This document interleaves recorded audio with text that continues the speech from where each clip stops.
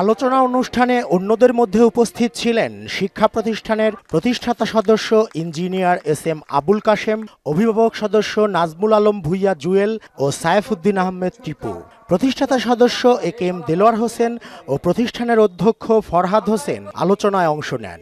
আমরা অত্যন্ত সৌভাগ্যবান এই মিরপুরে যারা বসবাস করি, আমরা যারা এই মিরপুরের এই সংগঠনে তার নেতৃত্বে যারা আমরা কাজ করি, আমরা নিজেদের অত্যন্ত গর্ববোধ করি যে এমন একজন নেতার নেতৃত্বে আমরা কাজ করে যাচ্ছি, এমন একজন নেতৃত্বকে আমরা পেয়েছি যার চিন্তা চেতনা ধ্যান ধারণা এই মিরপুরবাসীর কি করে উন্নয়ন করা যায়। রুজির ব্যবস্থা এখান থেকে হচ্ছে, সুতরাং এর ধারাবাহিকতা আমাদেরকে অক্ষুণ্ণ রাখতে হবে বা ধরে রাখতে হবে, এর কোনো বিকল্প নেই। মণিপুর উচ্চ বিদ্যালয় ও কলেজের উন্নয়নে প্রধানমন্ত্রী শেখ হাসিনা সহ বিভিন্ন জনের অবদানের কথা তুলে ধরেন কামাল আহমেদ মজুমদার এমপি।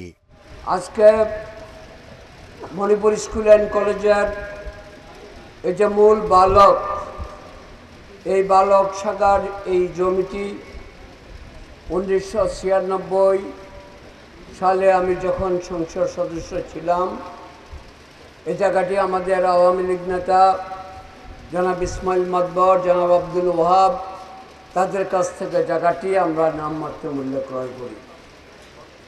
তারপরে আমরা ভবনের কাজ শুরু করি এবং এই ভবন, যেটি পুরাতন ভবন, যেটি সংস্কার করা হয়েছে, তখন মাননীয় প্রধানমন্ত্রীর কাছ থেকে অর্থায়ন নিয়ে এই ভবনটি কিন্তু আমরা নির্মাণ করি। শিক্ষা প্রতিষ্ঠানে নান্দনিক ভবন ও সুযোগ সুবিধা বাড়ানোর পাশাপাশি বিশ্বমানের শিক্ষা নিশ্চিত করার জন্য শিক্ষকদের প্রতি আহ্বান জানান তিনি। আমরা লেখাপড়ার মান বৃদ্ধি করতে চাই, আমরা একজুটে মণিপুর স্কুল আসতে চাই, যার জন্য যা যা ব্যবস্থা করা দরকার ইনশাল্লাহ সেটি করা হবে।